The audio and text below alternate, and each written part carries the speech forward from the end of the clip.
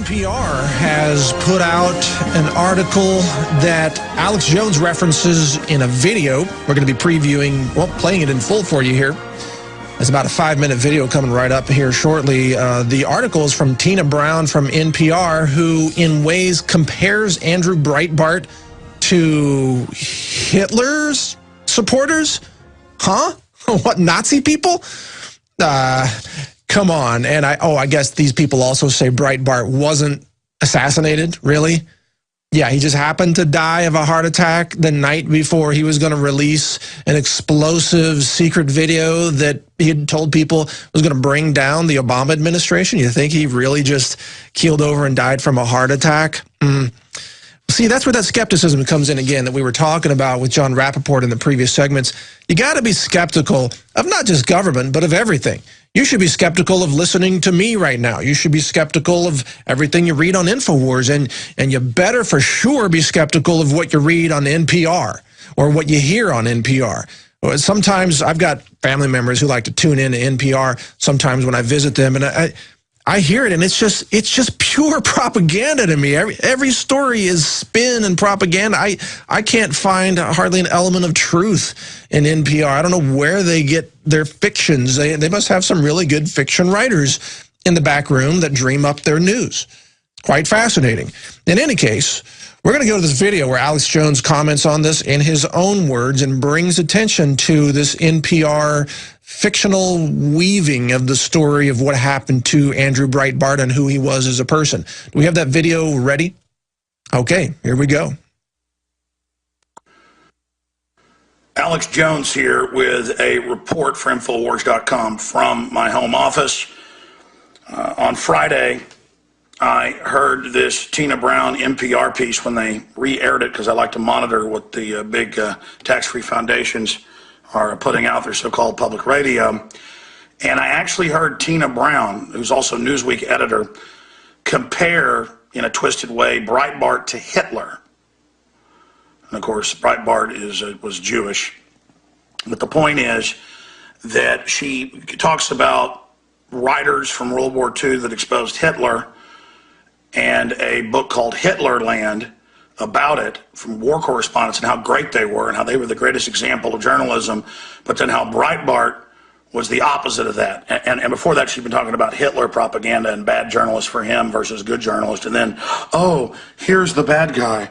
He's Breitbart. And I'll play a little bit of that in a minute if this audio doesn't reset like it keeps doing.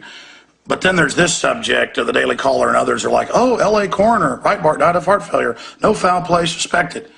But then you read in to the article and you find out that it is a preliminary report, no trauma.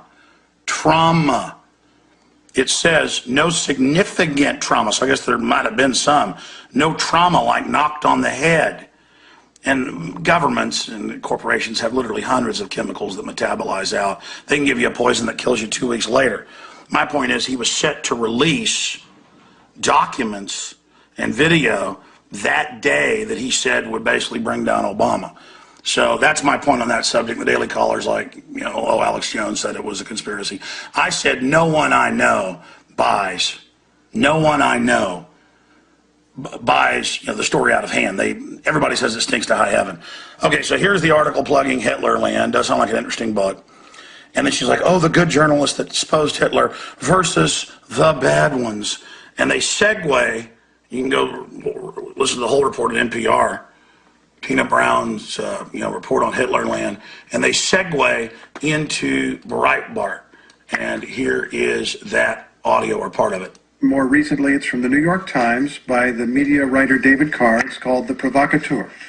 That's right. Well, of course, you know, during Hitler's Germany, there were 50 foreign correspondents from America in Berlin, which is an incredible index of the golden era of journalism.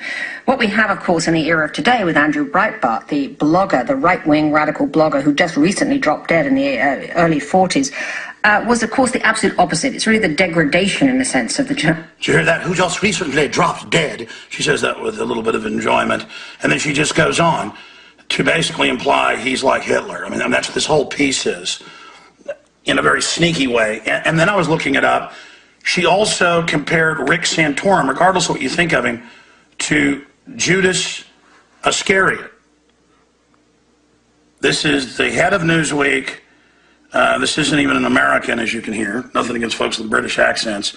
It's just, why do they have to import all these foreigners on CNN and the rest of it to shovel us condescending, know-it-all garbage? So she does this whole thing on bad journalists versus good journalists and Hitler, and then there's Breitbart. You just heard it. Realistic ideals of a William Shara. It was the absolute opposite. Breitbart didn't report anything. What Breitbart did was, he was a provocateur. He was a death by 1,000 tweets. He, was quite... Oh, but you just call people Judas Iscariot. That means total betrayer of everything good. And you compare, the great journalist of World War II and say the opposite is Breitbart, and he dropped dead. And she goes on and on. Again, we've already used a little bit of this for fair use. We could play more, but go listen to the rest of it. It is really, really sick.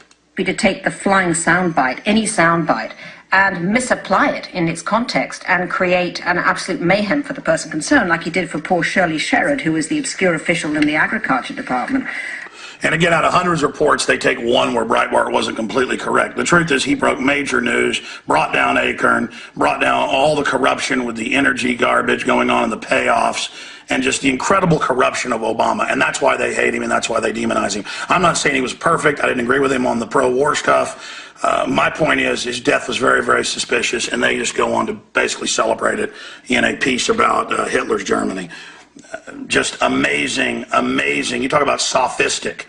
You talk about manipulation. You talk about death by 1,000 cuts. This is just death by one big cut, and then celebrate the actual physical death. Alex Jones signing off for Infowars.com.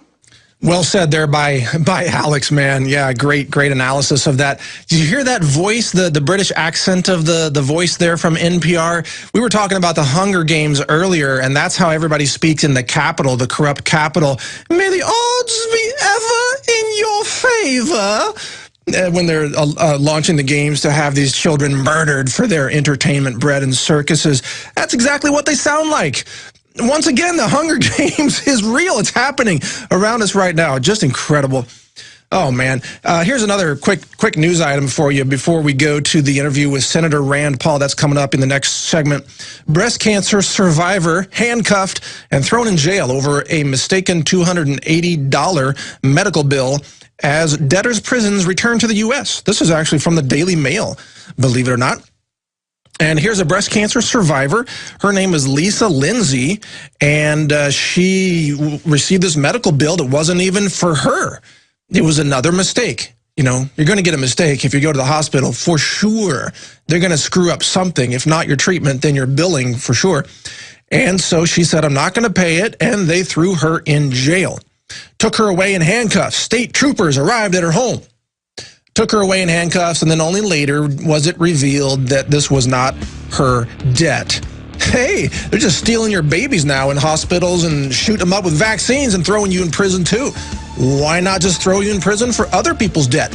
Straight ahead, the interview with Senator Rand Paul by Alex Jones. Don't miss that. A lot of breaking information in that interview coming right up. Stay with us. We'll be right back on the Alex Jones Show on this Sunday.